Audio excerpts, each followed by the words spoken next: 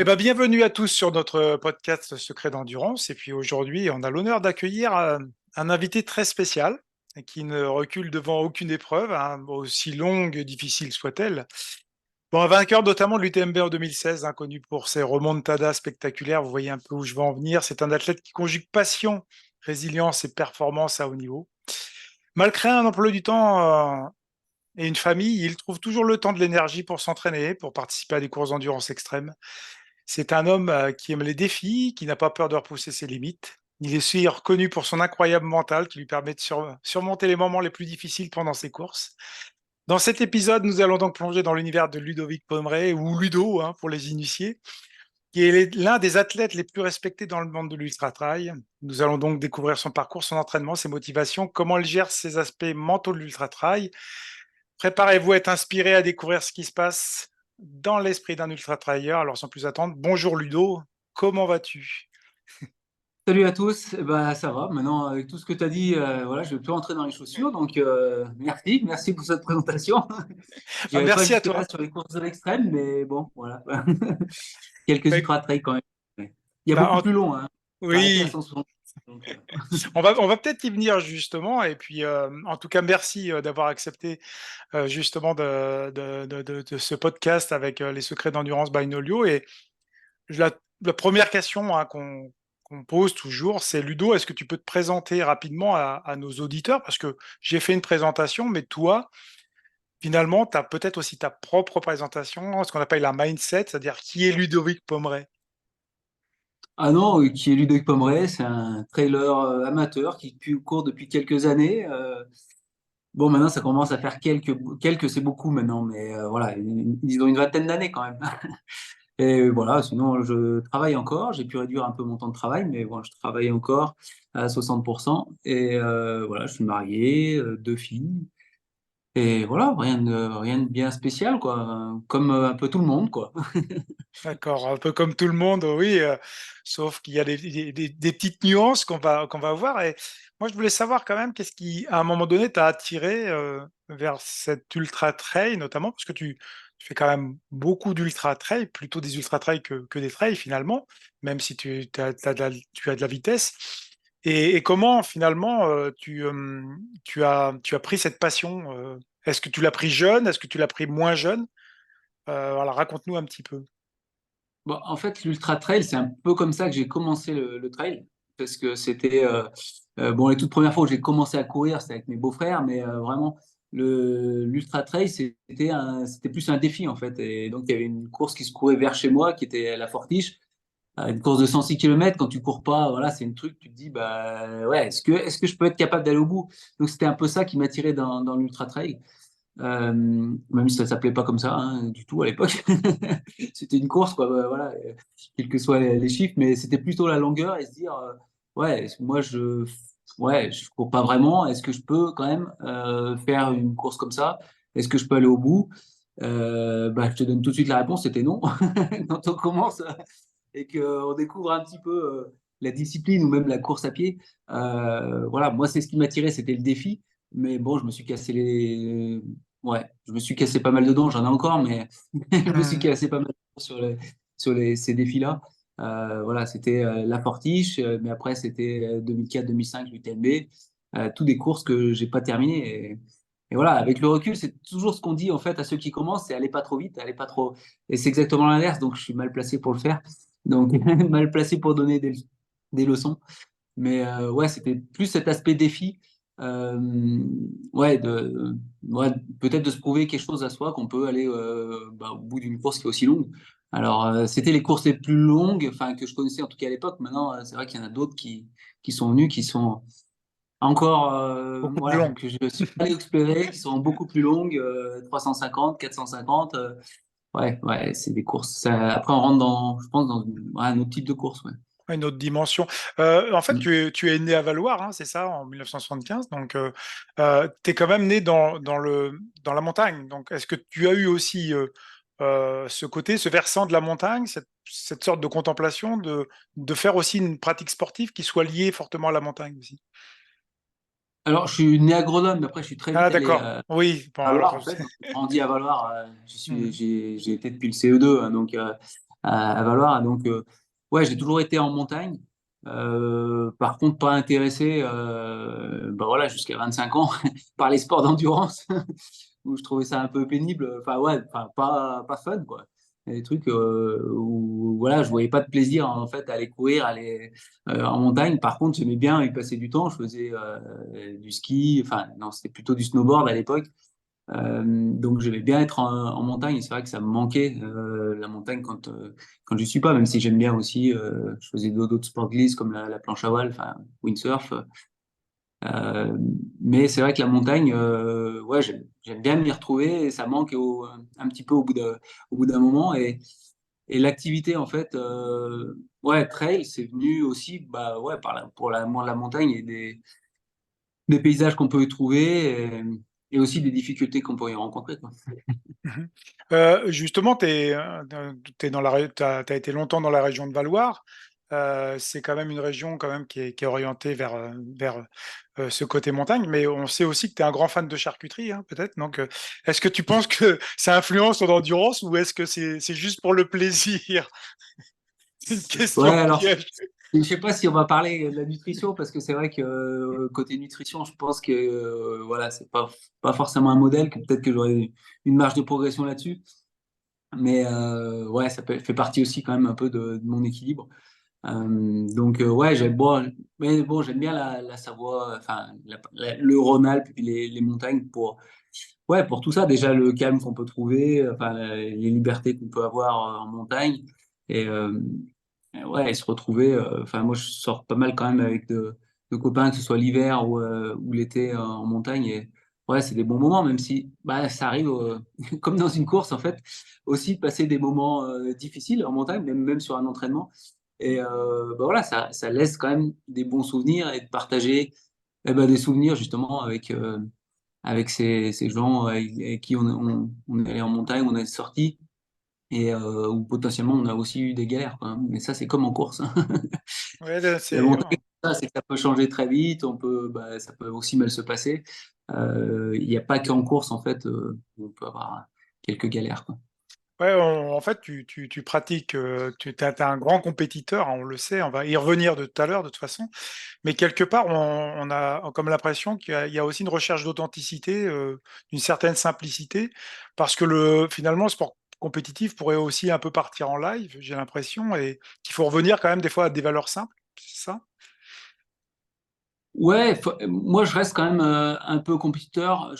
Enfin, moi j'aime bien me préparer en fait, à aller sortir en montagne quand j'ai un objectif et quand je vais courir. Sinon, je suis un peu lazy guy, je suis un peu flemmard.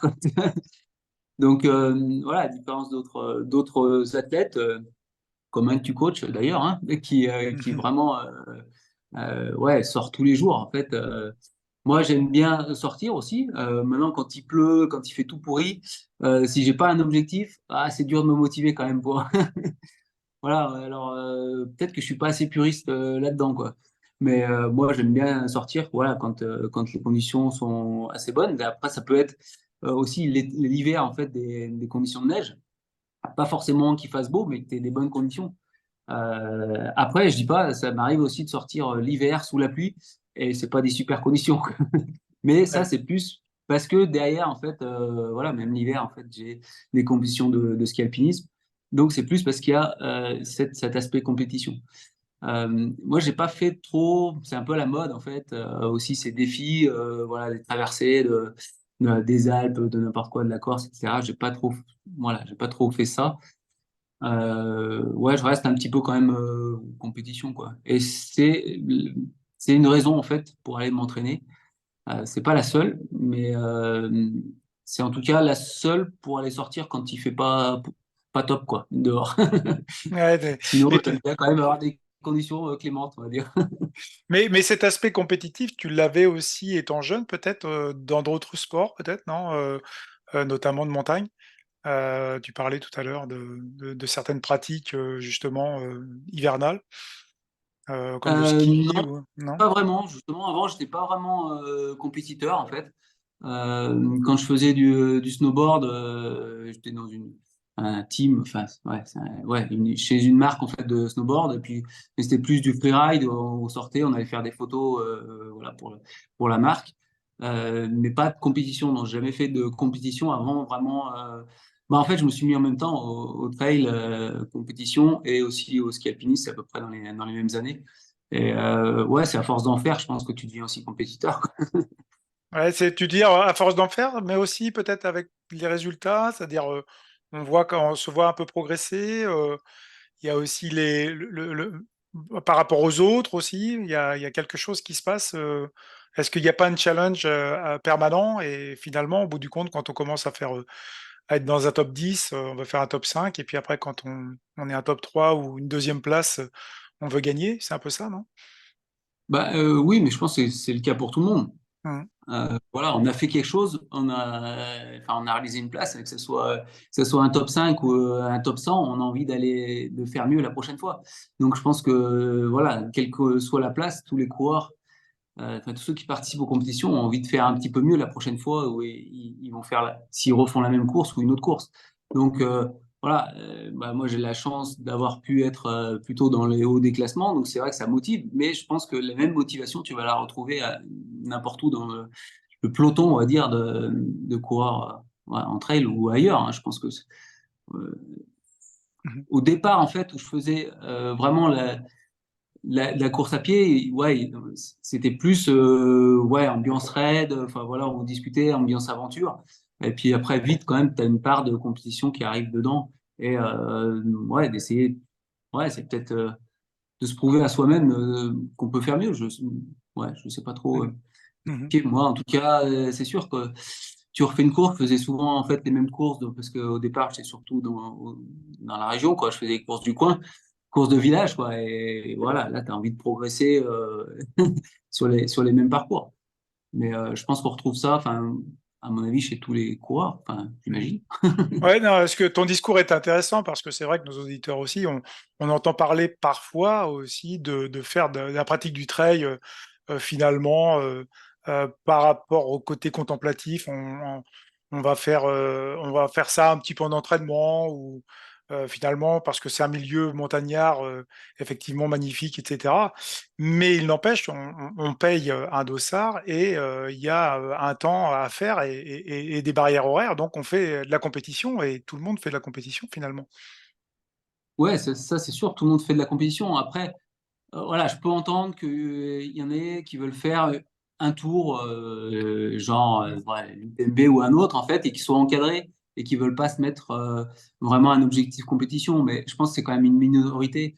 Enfin, tous ceux qui y vont, enfin, à n'importe quel niveau, ils me parlent quand même toujours de chrono, quoi, de temps qu'ils espèrent mettre. Donc c'est quand même, même si c'est pas forcément une compétition par rapport aux autres, c'est une compétition par rapport à eux aussi et à leurs objectifs.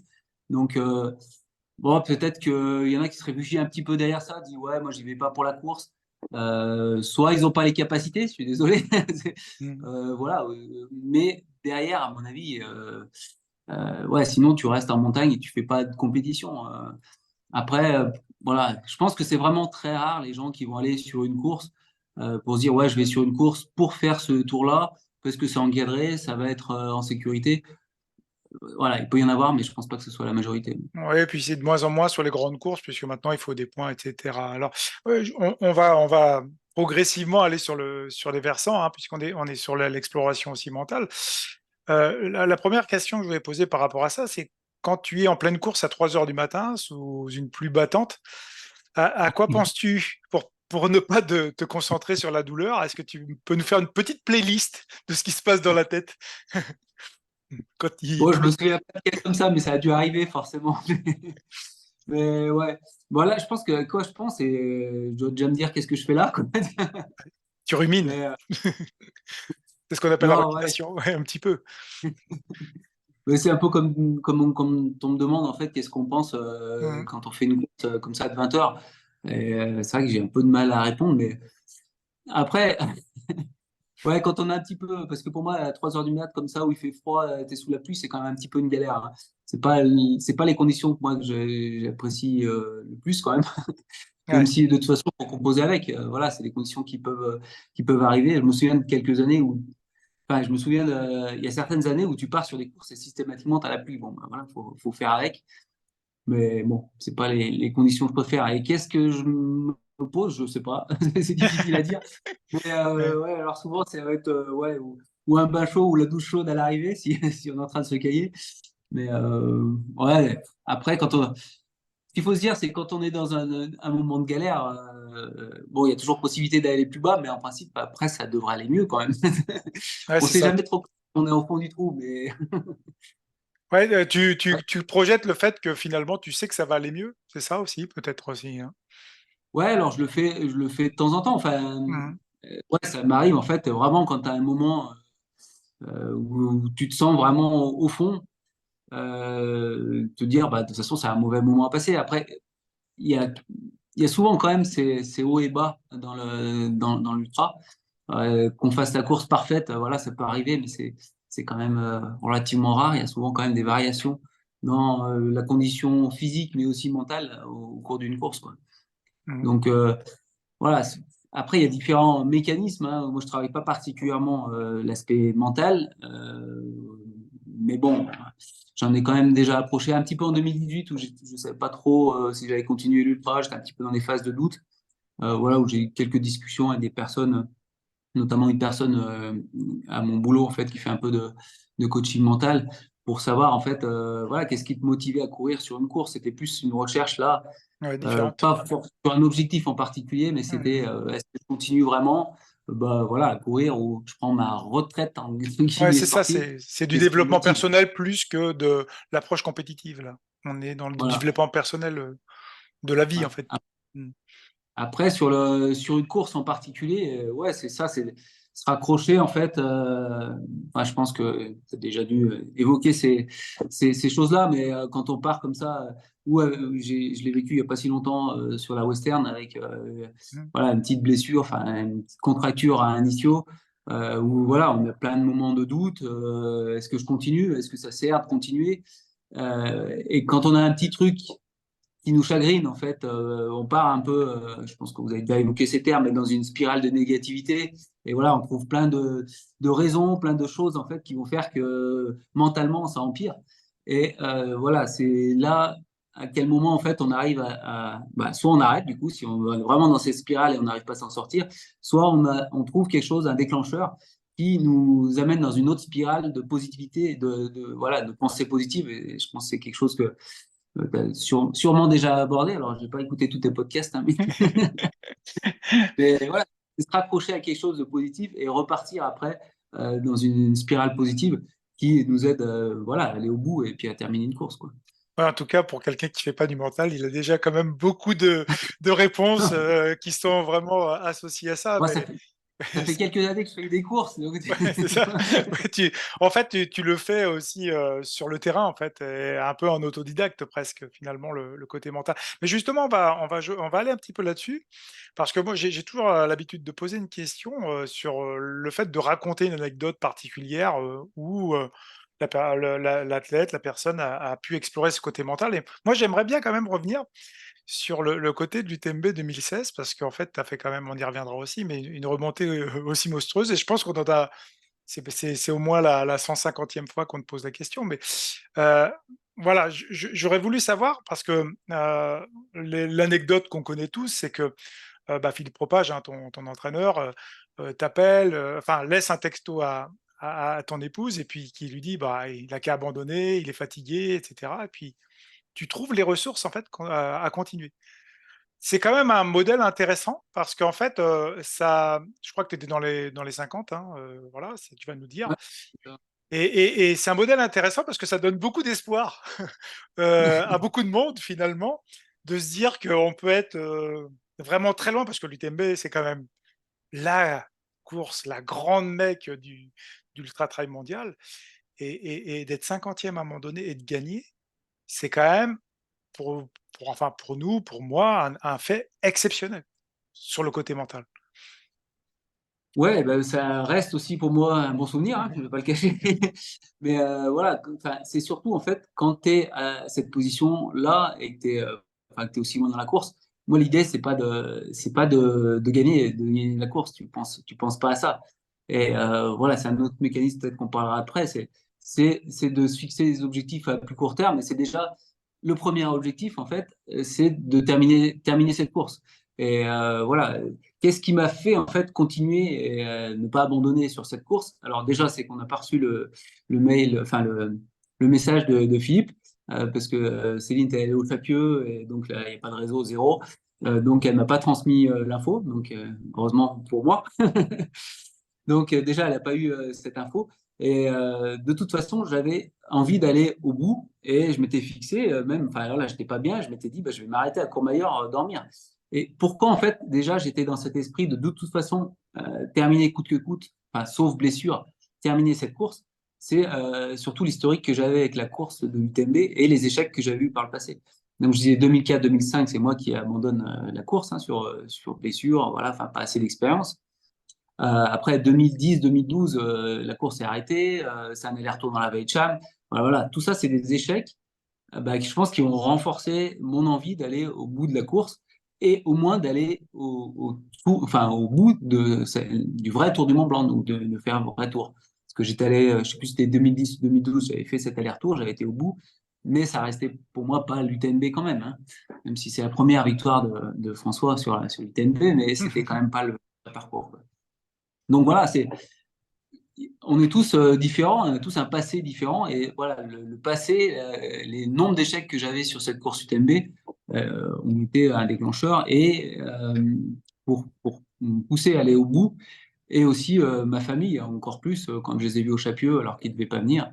Voilà, donc nous pousser dans l'émotion aussi, et bah, trouver des ressources pour eux, en fait, pour aller voilà, combattre, enfin combattre aussi ma négativité, enfin, essayer de continuer pour eux, parce que eux aussi, voilà, on parle toujours de sacrifice, on va pas dire que c'est le sacrifice, c'est plus des compromis qu'on doit trouver aussi avec la famille, entre le temps qu'on y consacre aux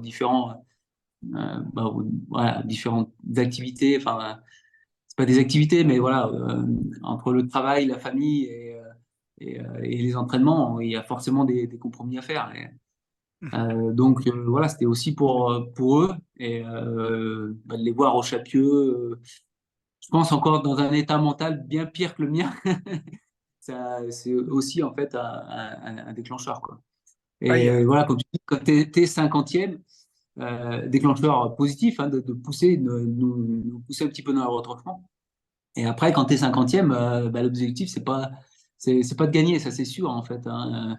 Il est venu petit à petit, en fait, quand bah, petit à petit, tu remontes des places et tu te fixes des objectifs un peu plus court terme, de remonter. Voilà. Et moi, j'étais 50e, j'arrive à Courmayeur, je crois que je suis dans le top 10. Là, il n'y avait plus de question d'arrêter. Philippe, il avait appelé Céline, il dit bah, c'est bon, dans le top 10. Il n'arrête plus, quoi. Il veut continuer. Donc, ouais, c'est de fixer ça et c'est aussi un petit peu ce que j'ai fait aussi un petit peu quand je te disais en 2018, j'ai travaillé un petit peu quand même avec une personne pour me motiver sur les courses, mais aussi un peu durant les courses, c'est de se fixer ses objectifs comme ça un petit peu à court terme sur les courses, à l'intérieur de la course, que ce soit des objectifs ouais, de place, aussi même juste euh, d'atteindre en fait une étape de la course, quoi. Donc Mhm. ça, j'utilise encore beaucoup. J'ai même utilisé sur la western en fait cette, ce saucissonnage hein, que j'appelle, c'est de fractionner la course en différentes parties et à l'intérieur de ces parties encore faire des fractions plus courtes et jusqu'à avoir des fractions parfois qui sont vraiment très courtes, qui peut être bah, quand on est dans une phase course à pied, c'est de courir jusqu'à un rocher, de se fixer ça comme limite. Donc là, ça c'est très court terme, mais voilà, c'est toutes ces séparations voilà, qui permettent, disons, d'avoir une vision à plus court terme et de se fixer un objectif beaucoup plus atteignable qu'aller au bout de 170 km, quoi. Mais on voit Et je te disais, ouais, on voit la stratégie de l'ingénieur là, quelque part. Parce que, non, mais non, mais je l'ai mis oui, non, J'ai c'est un mis en petit place aussi sur la western quand j'étais pas bien. J'ai dit bon, ben voilà, j'avais trouvé enfin, ce levier mental pour continuer, c'était de terminer parce que ma fille devait faire les 10 km avec moi et elle faisait mon pacer sur les 10 derniers kilomètres. Donc voilà, c'est ça qui m'a motivé à terminer la course quand j'étais pas bien. Et voilà, pour aller jusqu'à cet endroit-là, j'ai vraiment divisé et j'avais sur mon dossard en fait les kilométrages entre chaque ravitaillement. Et à chaque fois, c'était un compte à rebours. Chaque fois que ma montre a sonné, je disais ouais, plus que 6 kilomètres, plus 5. Voilà, juste voilà, ça m'aidait, ça me motivait voilà, à avancer puis à atteindre en tout cas le prochain ravito. Ouais, Et en puis fait, après ça, on voit après, c'est- bien que tu as construit quand même un outil mental quand même assez performant et c'est là où on se dit oui, je fais pas de mental, mais au bout du compte, le mental, on le voit surtout sur des aspects, et malheureusement, nous, en France, c'est le versant très psychanalytique ou psychologique, mais en fait, c'est aussi un travail des pensées, du cerveau, du contrôle, du travail du stress, etc., qui est aussi important. Et on le voit bien aussi sur les grandes épreuves, on le voit sur la Barclay, il y a énormément d'ingénieurs qui finalement réussissent à terminer cette course parce que justement, ils sont dans un mode de contrôle intéressant, où tu parles de saucissonnage à un moment donné, de faire des petites bribes d'histoire où là, tu vas contrôler ces petites bribes d'histoire et tu vas y mettre aussi de l'émotionnel. Et je trouve que c'est assez intéressant, ces pistes-là, dans ce versant mental, et notamment sur des distances qui sont très longues et où il pourrait y avoir vraiment une grande lassitude qui rentre. J'ai ce sentiment que finalement, au bout du compte, il faut quand même à un moment donné contrôler des petites bribes. Hmm. Bah, après, je pensais au saucissonnage, c'est peut-être parce que, comme tu disais, j'aime bien la charcuterie, c'est peut-être pour ça que ça m'a pensé à Excellent, oui, oui, c'est un petit ça. peu ça.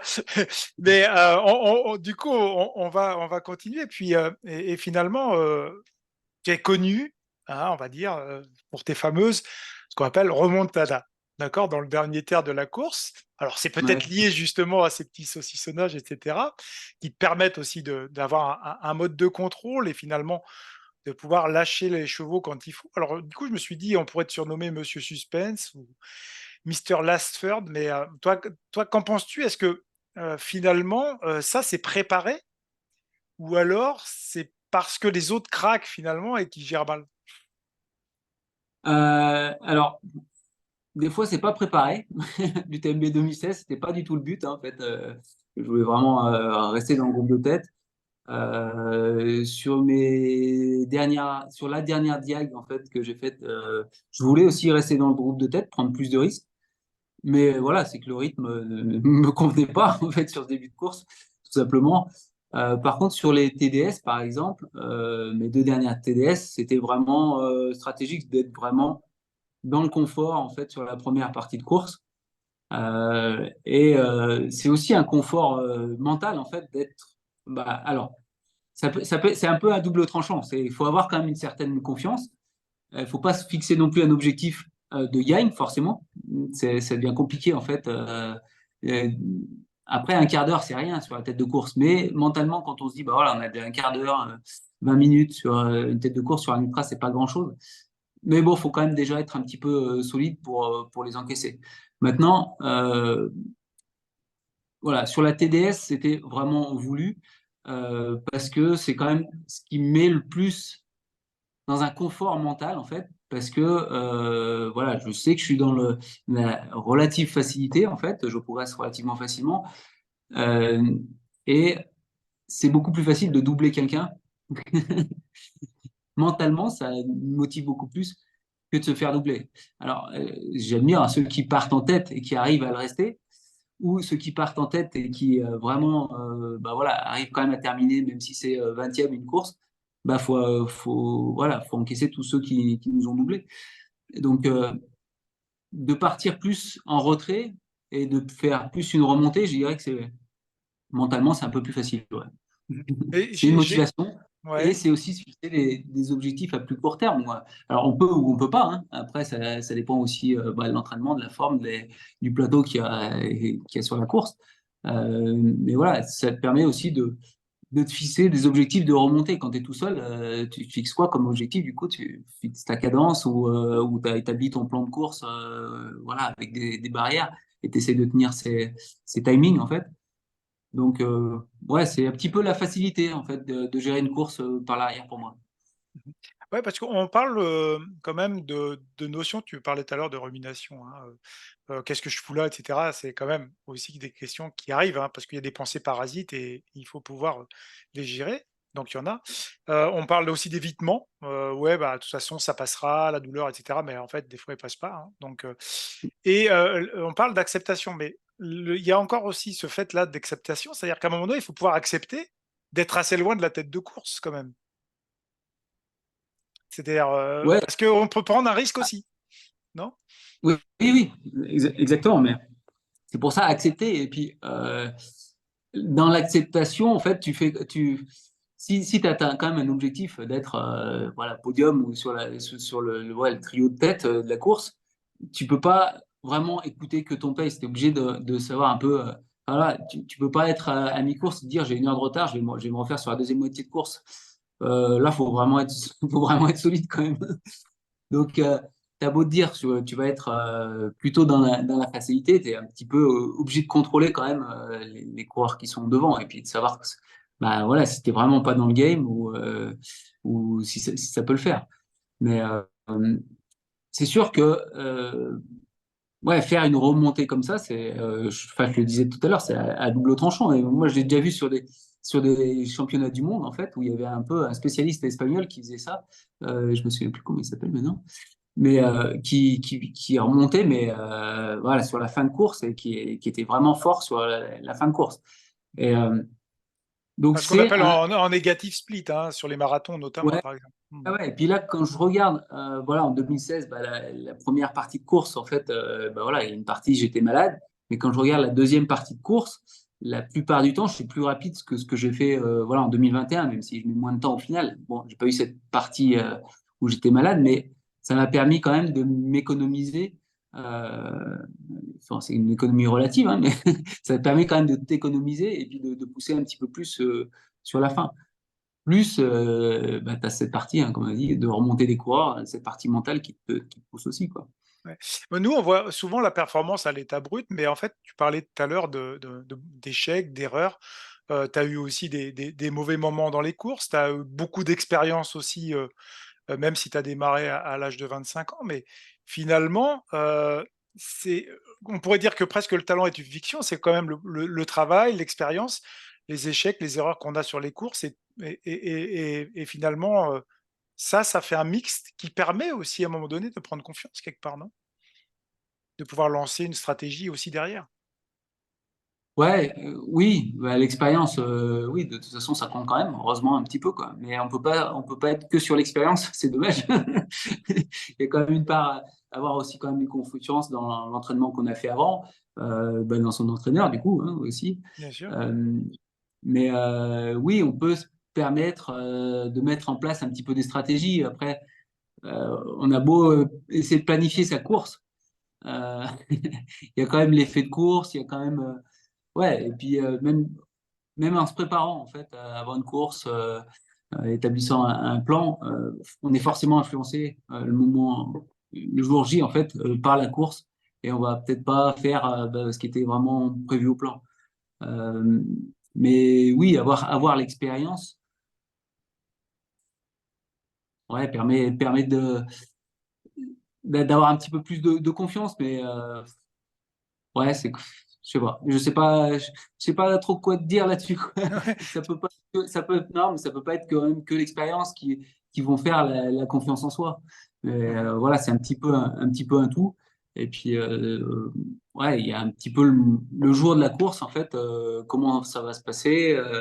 Et les coureurs, ça arrive aussi, donc, quand même, hein, on l'a tous dit déjà, voilà, d'être pas dans un bon jour. Ça, voilà, même si on pense avoir fait ce qu'il fallait pour y être, euh, bah, ça arrive qu'on ne soit pas dans un bon jour. Mais Mmh. Ce que tu évoques là, c'est c'est intéressant parce qu'on en avait parlé aussi avec Mathieu Blanchard, hein, sur cette notion de confiance, et tu as tout à fait raison. C'est-à-dire qu'à un moment donné, il y a une certaine auto-efficacité. C'est l'expérience qu'on va avoir, c'est-à-dire tout l'entraînement, derrière, les compétitions qu'on a faites, et cetera. Puis après, il y a quand même, aussi, un pôle sur l'estime de soi. Parce que, il faut quand même partir aussi avec un petit ego, se dire aussi qu'on va gagner, donc ça se travaille aussi. Et puis après le concept de soi, c'est-à-dire reporter ça, dans des courses différentes. Parce que, toi, tu l'as reporté sur le Grand Raid, tu l'as reporté, sur la Western State, tu l'as reporté aussi bien à l'UTMB et avec souvent des grands succès. Mais ça, c'est encore plus dur parce que la confiance, il faut aussi pouvoir la reporter sur des courses où on se retrouve dans des terrains parfois comme aux États-Unis.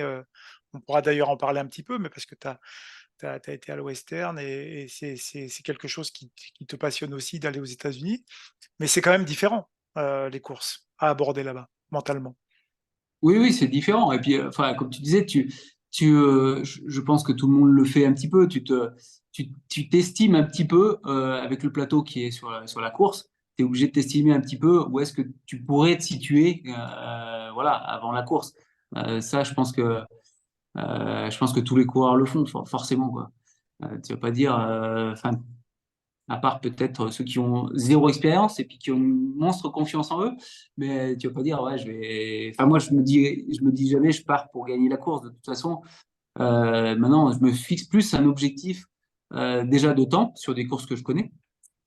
C'est un peu plus facile, même si enfin, le temps est absolu, mais c'est quand même relatif par rapport aux conditions de course. Donc, on peut jamais être deux fois pareil. En fait, on n'a jamais les mêmes conditions. On l'a bien vu entre la Western State de cette année et de l'année dernière. Les conditions sont complètement différentes. Ça peut être exactement pareil sur l'UTMB en fonction des conditions. Donc, c'est bien de se fixer déjà un objectif temps. Un objectif rang, c'est un peu plus compliqué quand même. Voilà, ça dépend des forces aussi en présence. Et, euh, et voilà, ouais, la confiance que tu as sur l'entraînement, sachant que l'entraînement, enfin pour moi, et, euh, et mon coach, en fait, il évolue aussi, quoi. On change un petit peu. Enfin, je pense que tu le fais aussi avec tes coachés. En fait, on est toujours en train d'apprendre, en fait, qu'est-ce qui convient, parce que déjà, les méthodes ne conviennent pas à tout le monde. Et voilà, là, j'ai essayé un petit peu un truc différent avant cette UTMB. Est-ce que ça va marcher ou pas? J'en sais rien, mais voilà, on est toujours aussi dans la recherche. Sûr. Et puis on voit presque ce que ça donne au niveau de la course. Maintenant, c'est pas pour ça, ça marche ou ça marche pas. C'est pas que l'entraînement était pas bon, mais on aura peut-être appris aussi quelque chose et qui convient peut-être à d'autres et qui ne convient pas, ou inversement, en fait, c'est peut-être ce qui me convient, alors que jusqu'à maintenant, j'ai pas forcément fait. Voilà, pour cette UTMB là, je me prépare, enfin, là, j'ai fait un bloc un peu plus volume par rapport à ce que je faisais d'habitude. Non, je sais pas comment ça va réagir. J'ai aussi, du fait d'être allé aux États-Unis, d'avoir passé un stage au Valto, un peu d'entraînement à altitude. Donc, c'est pareil, c'est la première fois pour moi où j'ai ça. Je sais pas comment mon corps va réagir. Donc, on verra ça. C'est la réponse dans Dans quelques quelques temps. jours. Dans Quelques jours. quelques jours. Ouais, en fait, c'est vrai qu'on parle d'expérience physique et d'exploration mentale, hein, sur ces grandes distances. Et euh, la question qu'on peut poser aussi, qui est un peu banale, mais finalement, c'est un défi autant physique que mental. Mais quelle est, toi, selon toi, la proportion entre les deux aspects, notamment dans ton succès dans l'ultra? C'est quoi la proportion que tu donnerais, même si c'est pas des chiffres, mais je sais que tu es ingénieur, donc on aime bien donner des chiffres très précis. Mais, mais, Voilà, je vais quand même laisser un peu de physique prépondérant, mais je dirais quand même 60-40, quoi. Mais hum, enfin, quand on voit, surtout sur les fins de course, en tout cas en ce qui me concerne, les ressources qu'on peut sortir alors qu'on pense qu'on est cuit, voilà, parce qu'il y a une pression de course, parce que, enfin, voilà, on se dit peut-être que la proportion, elle est bien plus que ça.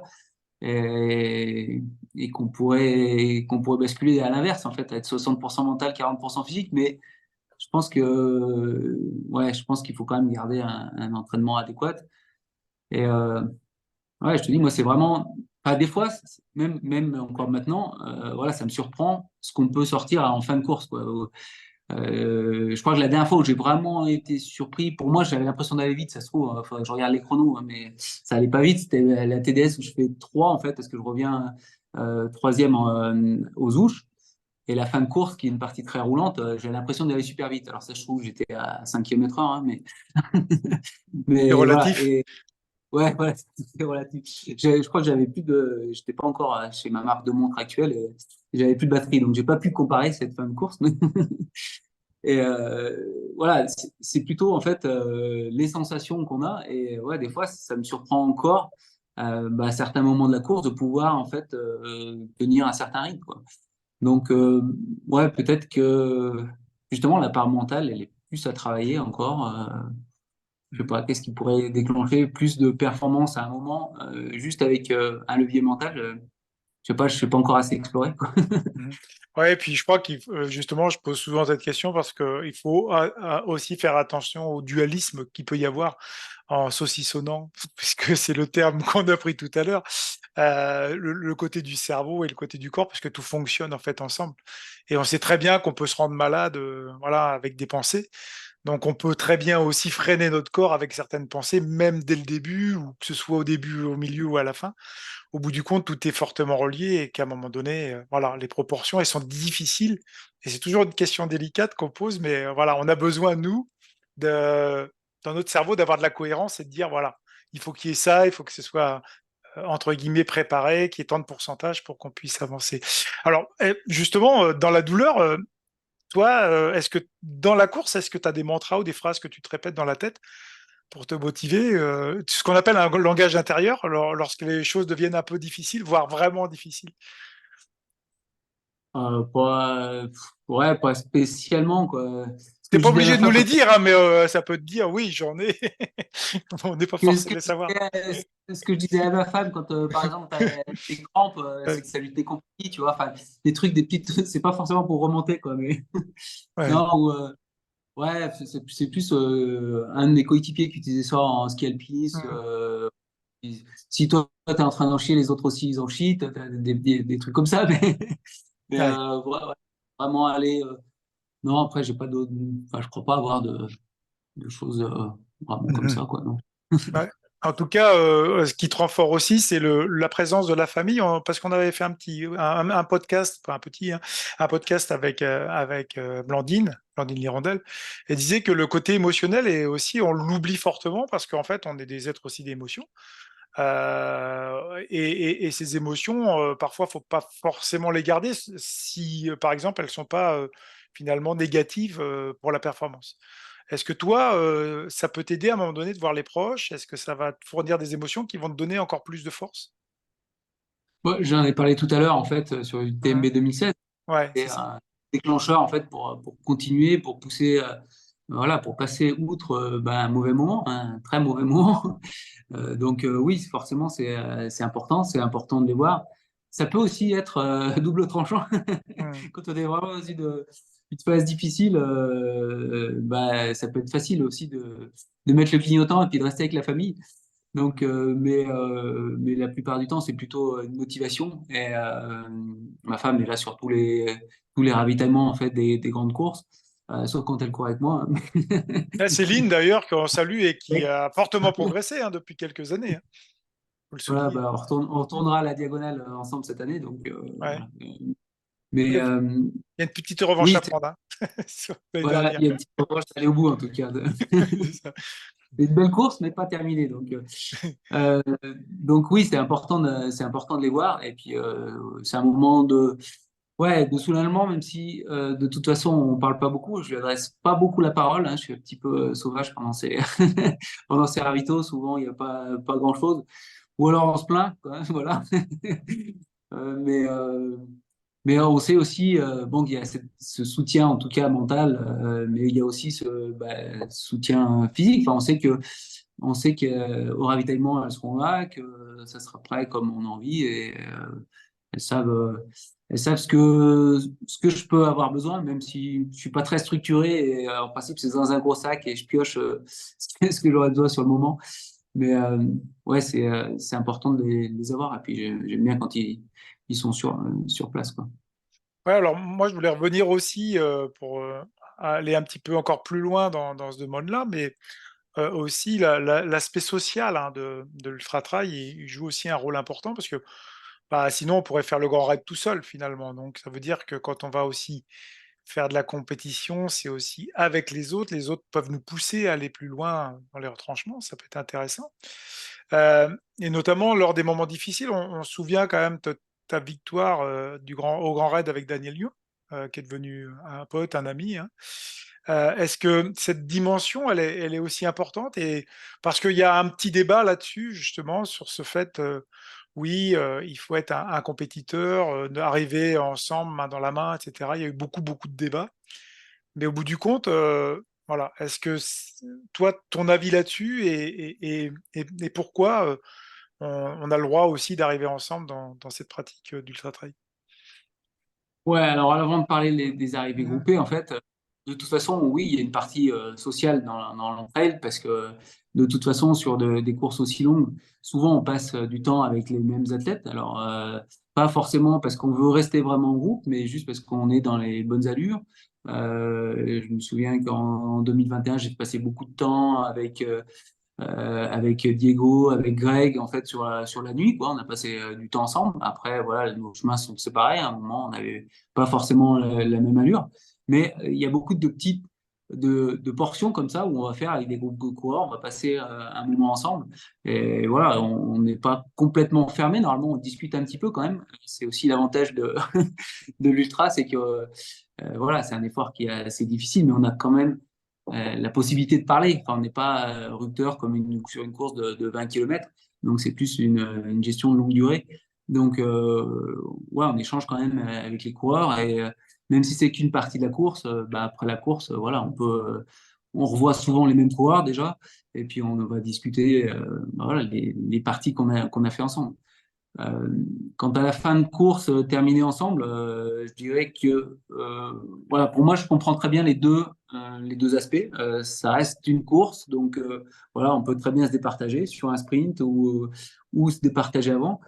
Et justement, pour cet aspect social, tant qu'on a passé ensemble en 2000, quelle année c'était? 2021 avec Daniel Young, voilà, quand je le rattrape, moi je pensais pas qu'il allait revenir en fait. Et puis bon, moi je continue ma course et puis après il revient et on passe et comme ça on passe 7 8 heures ensemble, voilà, sans forcément se dire on va terminer ensemble. Mais au bout d'un moment, bah, on se dit bah si ça reste comme ça, oui, on va pas jouer ça sur un sprint ou sur une montée. Tout le monde était d'accord. Maintenant, je pense que c'est bien d'en parler avec le coureur. Et si le coureur est plus dans un esprit sportif, ok, moi je vais pas attendre le sprint, je vais pas attendre la dernière ligne droite. Et on joue en fait. Bah, voilà, moi je vais jouer probablement sur la dernière montée, mais c'est important d'être d'accord avec le coureur si on a passé du temps ensemble, de savoir quel est son état d'esprit. S'il est vraiment à fond compétition, on essaie de se départager, bah ok, très bien, c'est une course, donc il n'y a pas de souci là-dessus, on peut le faire. Maintenant, voilà, si on a passé une dizaine d'heures ensemble et que pour lui terminer ensemble, c'est aussi des souvenirs, des partagés. Euh, voilà. Pour moi, je comprends les deux. J'ai fait pas mal. Ça m'est arrivé assez rarement quand même de faire des sprints. J'en ai fait. Mais j'ai terminé assez souvent avec d'autres personnes. Ça peut être vu comme solution de facilité aussi. Ouais, ils terminent ensemble. Bon, voilà, il y a deux vainqueurs. Bah, ils sont pas tirés dessus pour se départager. Donc, je peux comprendre toutes les positions là-dessus. Et je dirais pas qu'il y en a une qui est meilleure que l'autre, quoi. En tout cas, enfin, voilà, il y a souvent des biais de confirmation et ta réponse, c'est vraiment un éloge de la nuance, c'est-à-dire qu'à un moment donné, tout dépend de la compétition, tout dépend du contexte, tout est contextuel finalement, et avec qui on va se retrouver, dans quel état, et au bout du compte, comment s'est passée la course. C'est un peu ça finalement. Ouais. Après, il faut juste Mm. qu'aucun des deux n'ait un regret. Mm. Je me souviens d'une année sur le Ventoux. Alors, c'est tu vois, une plus petite course, mais Ouais. j'arrive avec Thomas Cardin. On arrive ensemble. On est de la même équipe. Voilà, Mm. je l'ai rattrapé en fin de course. Après, il m'a rattrapé. Donc, bon, on termine ensemble. Au final, c'est moi qui suis classé troisième. Lui, il était quatre. Et ça ne lui permet pas de participer au Golden Prize Series, en fait, qui était aux Açores. Donc, tu vois, et peut-être qu'il y a un petit peu de regret là-dessus. Donc, faut être clair et pas avoir de regret après sur ce qu'on fait. Ouais, si on décide de partager une arrivée, voilà, attention. Moi, je pourrais, enfin, quelque part, en fait, il y a un regret avec Daniel Young, c'est peut-être sur, tu vois, parce que pour la hard rock, on parlait des courses aux États-Unis, tu as des dossards qui sont un petit peu réservés, on va dire, et je pense que les vainqueurs, la Diag, voilà, ils vont quasiment systématiquement. Moi, quand j'ai fait mon inscription à hard rock et que j'avais terminé avec Daniel, sur mon inscription, j'étais classé 2. Donc cette année-là, c'était Daniel qui avait été, pas moi. Et j'ai pas eu de tirage au sort. Donc voilà, quelque part, il peut y avoir un regret là-dessus, mais je ne regrette pas l'arrivée qu'on a fait avec Daniel. Mais voilà, faut juste être bien conscient quand on fait ces arrivées de bah, tout ce qui peut y avoir derrière. Et puis, même si c'est. Mais bon, pour moi, je voyais pas nous départager comme ça en ayant passé autant d'heures et sachant que, ouais, pendant longtemps, on n'a pas vraiment, enfin, on n'a pas essayé vraiment de faire course commune, mais c'est plus qu'on s'aidait en fait à chacun à un moment ou à un autre. Alors, je dirais que lui, il était un peu mieux dans les descentes, moi, j'étais un peu mieux dans les montées. Et voilà, ça nous a poussé un petit peu tous les deux, peut-être aller aussi un petit peu plus vite, quoi. Ouais, faut pas oublier non plus que c'est une compétition, c'est un spectacle, mais aussi c'est une histoire qu'on raconte. Et en tout cas, elle était très belle cette histoire et nous a apporté des émotions, c'est le principal. Enfin, moi, je sais mon avis. Ouais, ça sera plus sur la quoi. J'ai entendu pour le nouveau règlement, donc voilà, il y aura plus de plus Oui, d'arrivées communes, quoi. ouais, c'est ça. Et ouais, qu'est-ce que tu en penses justement par rapport à ça, rapidement? Bon, bah là, de toute façon, maintenant, c'est règlement. Et puis voilà, Faut on l'appliquer. suit le règlement. Et puis après, si tu fais une arrivée commune, eh ben, tu sais qu'il y aura, ça sera pas commun au final, ça sera des places séparées. Hmm. Euh, Écoute, je vais pas, moi, Ça je vais sera le pas plus rentrer dans des âgé. polémiques. Ça peut t'avantager, c'est le plus âgé qui gagne. Ouais, ouais, il y a plus de chances que ce soit quand même moi. Donc, plus personne va pouvoir terminer avec moi. Maintenant, c'est fini, quoi. Ouais, c'est ça, c'est un petit peu ça. Tu as parlé en fait de ton rêve américain, notamment l'intérêt pour les courses américaines, la Western State Hard Rock. Pourquoi ces courses? Qu'est-ce qui t'attire particulièrement voilà, à ces courses? Bah, sur la Western, en fait, j'ai eu Hmm. l'occasion, par rapport à l'UTMB 2021, où je termine 4, d'avoir un golden ticket. Donc, François et Mathieu, je crois, refusent leur ticket. Donc, il y avait deux golden tickets.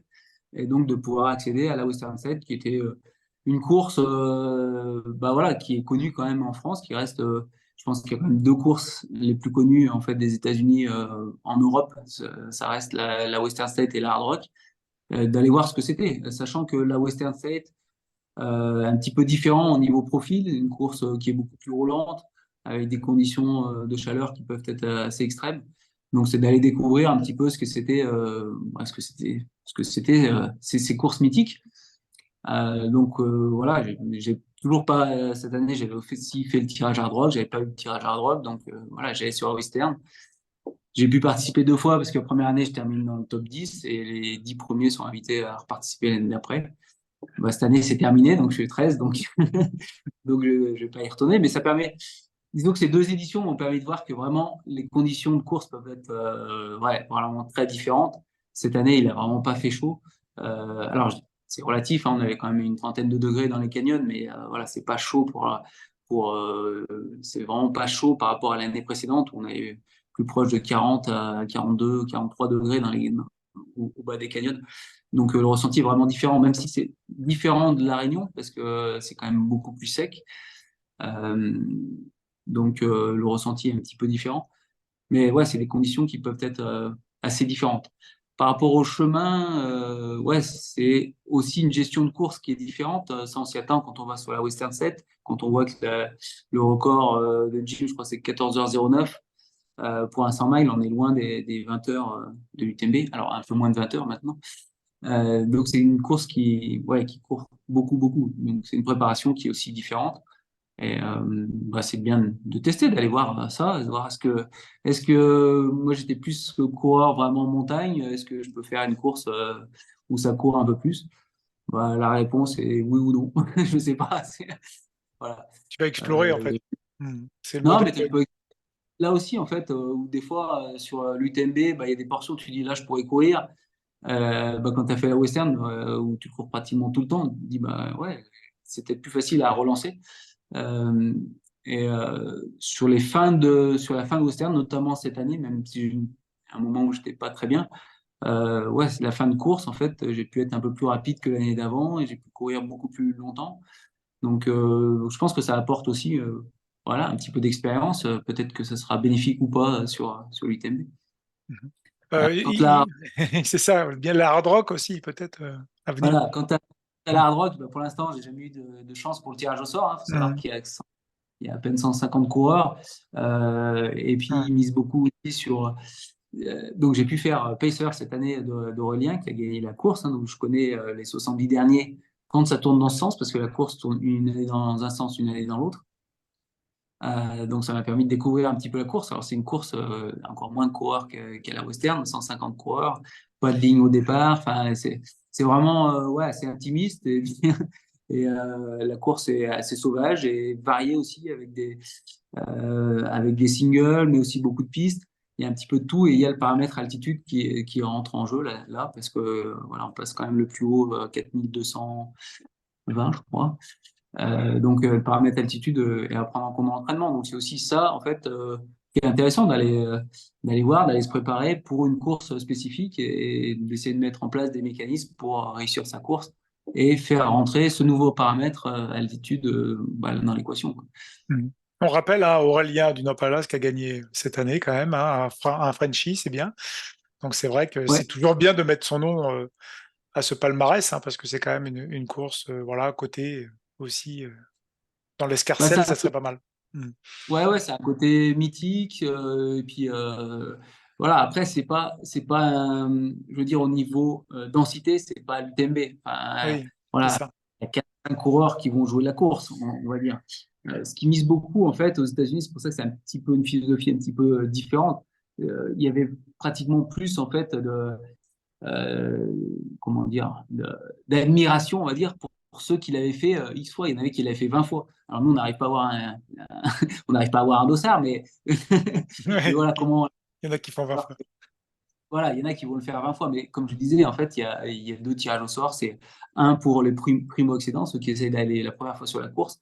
Là, tu as peu de chances d'avoir. Voilà, il faut plusieurs années parce que c'est un système de loterie avec des points, en fait, ou un nombre de tickets en fonction du nombre de fois où tu appliques. Enfin, voilà, c'est assez compliqué, mais c'est plutôt ils préfèrent, en fait, avoir plutôt des vétérans, des gens qui reviennent, et c'est un peu moins compétitif quand même. Voilà. Même s'il reste quelques coureurs et coureuses, hein, parce qu'il y a aussi un beau plateau de féminines cette année.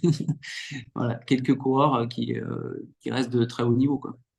Il va nous rester trois, quatre questions à Ludo, et je vais revenir un petit peu sur des questions qui font référence aussi au versant mental. Et tu as eu une expérience, hein, je crois, un petit peu difficile. Hein, c'est pas un moment d'échec, mais en fait qui a marqué ta carrière hein, aussi. En 2018, il y avait une petite période de saturation. Notamment, tu l'évoquais hein, dans certains interviews, et notamment un gros manque de motivation. Tu disais que tu savais plus pourquoi tu courais, pourquoi tu acceptais encore de te faire mal en compétition. En fait, tu recherchais du sens. Et depuis, en fait, est-ce que tu as pu, justement, puisque tu as quand même gagné la TDS encore, donc tu as pu rebondir. Donc, c'est intéressant parce que on a aussi beaucoup ce problème-là, hein, ces phénomènes un petit peu de conduite addictive aussi, et puis de saturation, avec parfois des coureurs, et notamment dans ce milieu-là. Et comment tu as justement réussi à rebondir et à repartir, à te reposer peut-être la tête, le corps? Qu'est-ce qui s'est passé? Non, mais c'était justement se Hum, poser en fait pourquoi on courait. Est-ce que voilà, bon, j'avais gagné en fait en grande course au final, j'avais gagné que l'UTMB. Enfin, j'ai eu la chance de pouvoir gagner l'UTMB. Donc, mais il me restait quand même voilà pas mal de courses, si ce n'est à gagner, en tout cas à les découvrir. Voilà, notamment ces courses aux US. Alors maintenant j'en ai fait une sur les deux, l'autre à moitié parce que j'ai fait que Pacer, mais voilà, d'autres courses. Peut-être que j'aime bien aussi, alors ça va peut-être faire hurler un petit peu les écologistes, mais j'aime bien aussi ces courses voyages, quoi. Donc où on va, voilà, on va découvrir en fait des nouveaux paysages, des nouvelles. Alors, on est quand même plus sur paysage que culture, ça dépend le temps qu'on y reste, mais plus sur paysage, voilà, des nouveaux lieux et d'en profiter bah, pour être aussi ouais, vacances. Et j'ai fait ça, j'avais fait ça pas mal dans les îles avant. Bah, les US, là, on en a profité aussi cette année. Entre les deux courses, je suis resté aux US pour visiter pas mal de parcs. Voilà, donc c'est aussi des courses qui peuvent m'intéresser en fait d'aller voilà sur différents continents pour faire la course et aussi ben voilà profiter de découvrir d'autres choses. Et il y a aussi, alors peut-être un petit peu plus tard en fait, un peu des courses à étapes que j'aimerais faire aussi, qui allie un petit peu justement sur différentes étapes en fait aussi une découverte d'un territoire. Donc voilà, c'était un petit peu ça, c'est dire qu'est-ce qui me reste, pourquoi je cours et qu'est-ce qui me reste aussi à découvrir, quoi. Mhm. Et il y en a encore plein, quoi, en fait, hein. Ouais, et puis finalement, il y a pas mal de paramètres qui peuvent rentrer en ligne de compte, hein. Dans notre cerveau, il peuvent se passer plein de choses. C'est-à-dire que il y a ce versant du voyage, du plaisir que tu y trouves, parce qu'on parle du plaisir, mais encore faut-il le définir, parce que c'est souvent un instant très, très court, mais il y a une notion plutôt de désir, d'aller dans des endroits, de se projeter finalement, de continuer à vivre des moments émotionnels importants. Effectivement, aussi, on dit ouais sur l'environnement, mais le trail, quelque part, c'est un petit peu un nudge.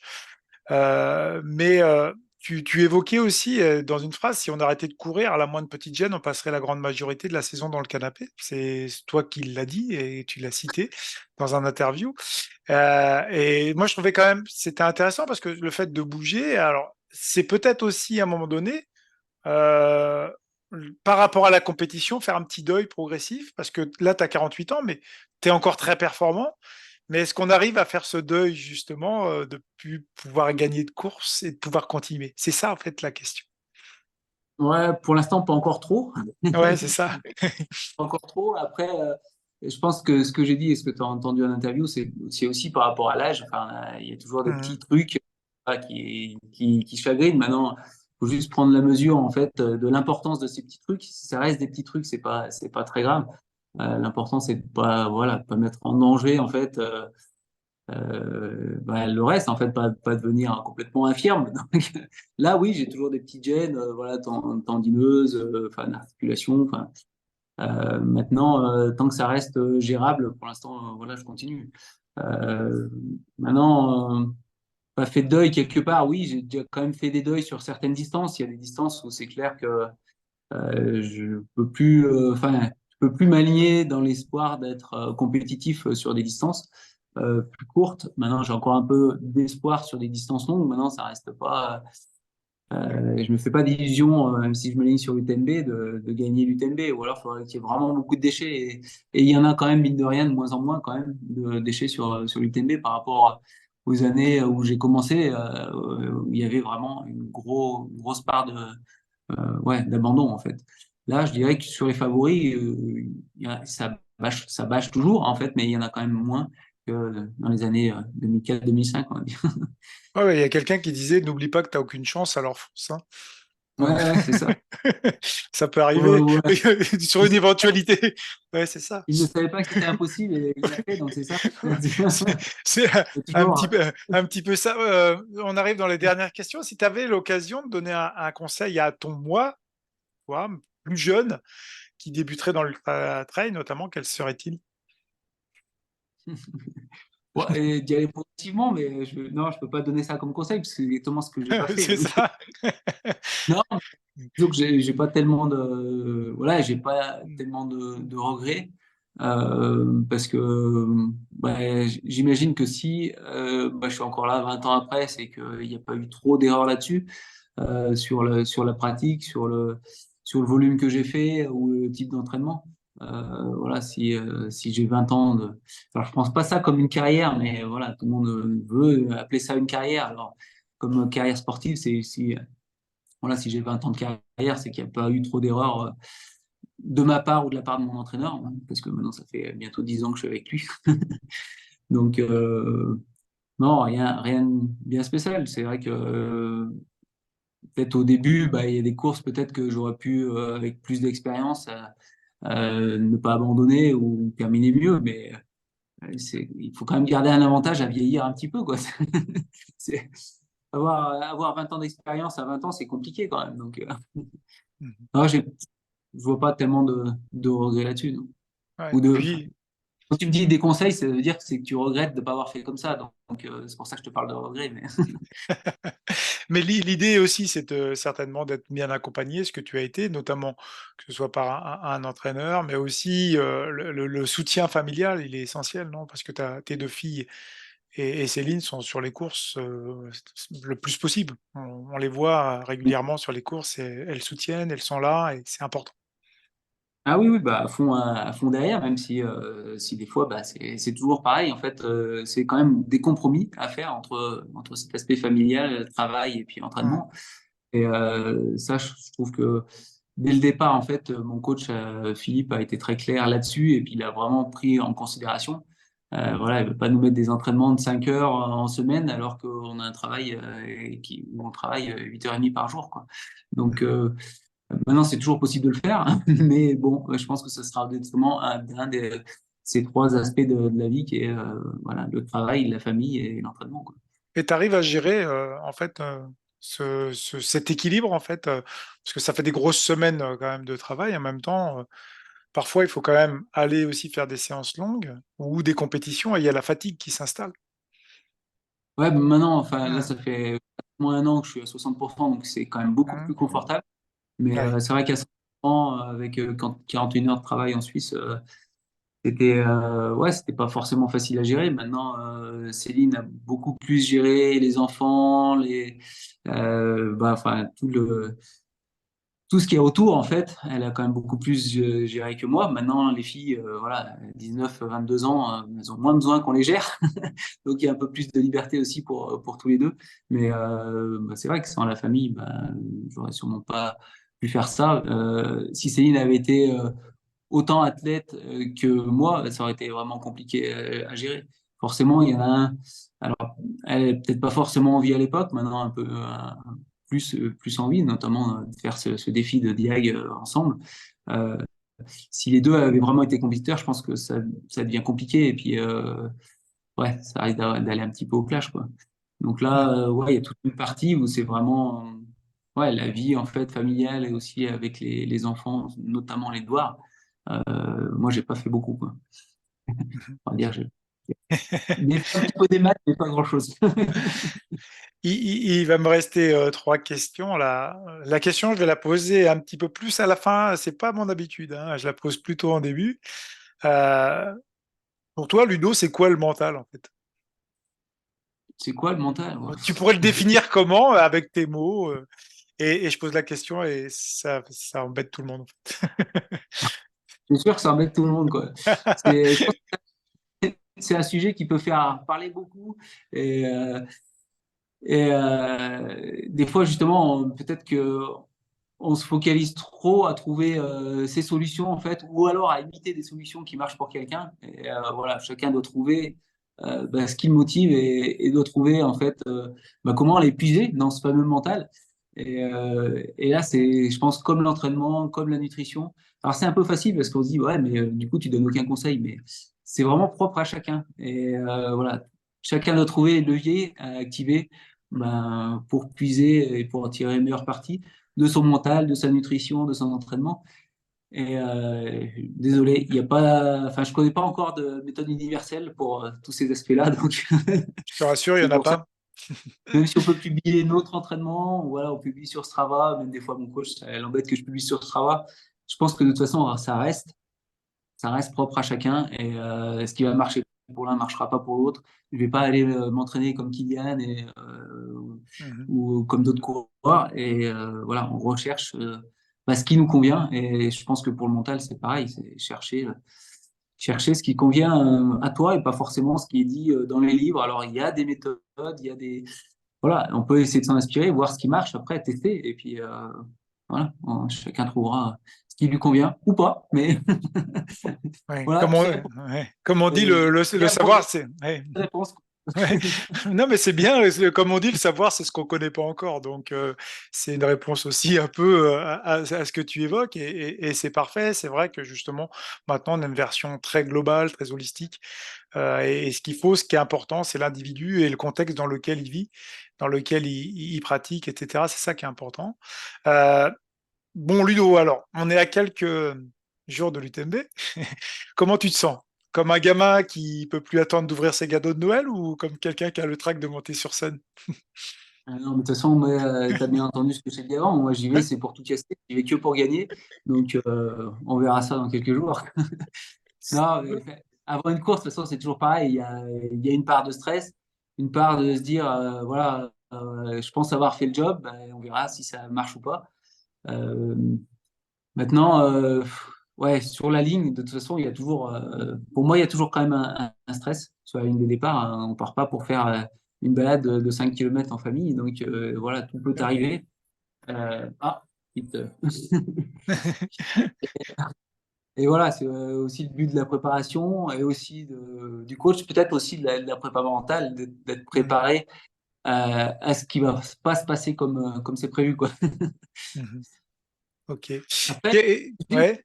un conseil, quand j'ai commencé, moi, le trail, justement, bah, on lit des magazines, on écoute des personnes, et voilà, on se focalise un petit peu trop sur ce que les autres font. Et puis, C'est vrai. je pense qu'il faut, ouais, faut arrêter de regarder tout ce que font les autres, même ce qu'ils ont fait comme entraînement sur Strava, etc. Voilà, il faut juste trouver ce qui convienne à soi. Et puis, et que ça, c'est pareil aussi voilà, pour le matériel, l'entraînement, etc. Juste un petit truc qui peut, ouais, qui peut aider, on va dire, sur des grandes courses, c'est un peu facile de dire ça, mais c'est d'être pareil à l'imprévu. Et surtout, en fait, quand il y a quelque chose qui se passe pas comme on veut, voilà, ça sert à rien de s'énerver. Enfin, j'ai déjà vu sur des ravitaux des gens, ils ont pas ce qu'ils veulent. Voilà, ça stresse, etc. Ça sert à rien, ça va pas amener ou voilà, on rate, on remplit pas bien une phase, tout ça. Voilà, faut juste détendre un petit peu dessus et puis faire avec ce qu'il y a. C'est pas parce que c'est sûr qu'on préfère avoir son produit, son matériel, mais si bah, il y a un problème, l'assistance n'est pas là, on n'a pas ses affaires, on fait avec ce qui reste. Et voilà. Donc, ouais, souvent j'ai vu trop de stress, en fait, trop stressé parce que ouais, parce qu'il y a un imprévu, en fait, une personne n'est pas là. Céline, souvent, elle stresse. Et je sais que j'ai déjà fait aussi l'assistance pour d'autres coureurs. C'est aussi une partie qui est très stressante de ne pas être là, de pas être prêt, de pas avoir ce qu'il faut, en fait, pour son coureur. C'est aussi un petit peu au coureur de se détendre. Voilà, j'avais prévu des chaussures, finalement, elles sont pas là. Bah, c'est pas grave, je change pas. Et puis, voilà, juste avoir la capacité de redescendre, en fait, De rester calme. mentalement, voilà, de rester calme et puis de prendre un petit peu sur soi, quoi. Et je sais que c'est un travail, surtout pour les jeunes, un peu dur, quoi. Quand il y a Oui. un petit grain de sable dans le rouage, voilà, ça peut monter assez vite, puis complètement voilà, perdre les pédales sur une course ou sur une préparation de course quand c'est pas, voilà, quand ça se passe pas exactement comme on veut, quoi. Ouais, c'est ce que tu évoques là, c'est que on peut toi, tu as déjà aussi des comportements qui avec peut-être une expérience aussi dans le travail, aussi dans la course et cetera, qui te permet de rester calme et le stress, en fait, il va être initié par plusieurs facteurs, hein. De toute façon, le manque de contrôle, l'incertitude, la nouveauté aussi et le travail sur l'ego. Donc si, voilà, on fait pas travailler ça, aux jeunes, effectivement, bah, tout ce qui va arriver dans la course, bah, il va y avoir une montée, parce que ça va être nouveau pour eux, que finalement il y a de l'incertitude qui se crée encore plus, parce qu'ils avaient et le manque de contrôle aussi dessus et je pense qu'il y a des choses aussi sur l'accompagnement. Là, quand on parle d'accompagnement mental, j'ai des petits principes. Moi, je parle jamais de méthode, hein, je parle plutôt de principes qui permettent, d'améliorer un peu. Hem, la dernière question, c'était, bah, parce qu'on a parlé du TMB, mais est-ce que tu as des projets futurs? Est-ce qu'il y a des cours spécifiques? On avait parlé des États-Unis, mais que tu souhaites encore atteindre? Peut-être justement, c'est cette course de l'hard rock, mais, est-ce qu'il y en a Oui, d'autres? bah, Mmh. voilà, la hard rock, alors donc on croise les doigts, on verra le Pour le tirage quatrième. au sort? Mmh. Donc on verra. Ouais, c'est une course que j'ai envie de faire. Après, non, moi, l'année prochaine, j'ai pas encore réfléchi. Je verrai ce tirage au sort en décembre. Et puis on verra après, voilà, quelle course. Je pense que je repousse chaque année. J'avais hésité cette année. Entre l'échappée belle aussi, voilà, qui tombe pratiquement en même temps que l'UTMB, donc c'est impossible de faire le deux. Enfin, impossible pour moi, parce que les coureurs peuvent. Bon, Courtney de Walter, elle peut le Ouais, faire.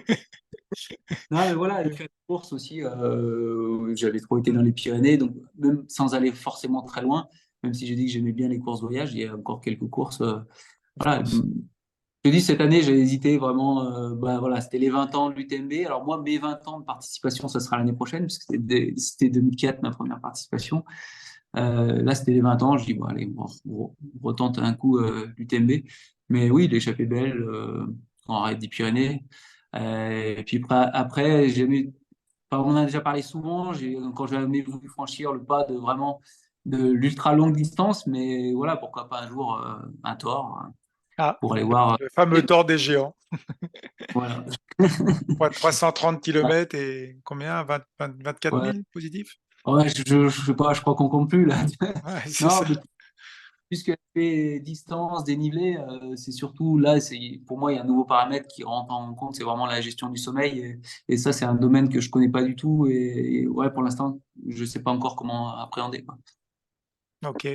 Bah, écoute, on te remercie, je te remercie beaucoup d'avoir pu échanger.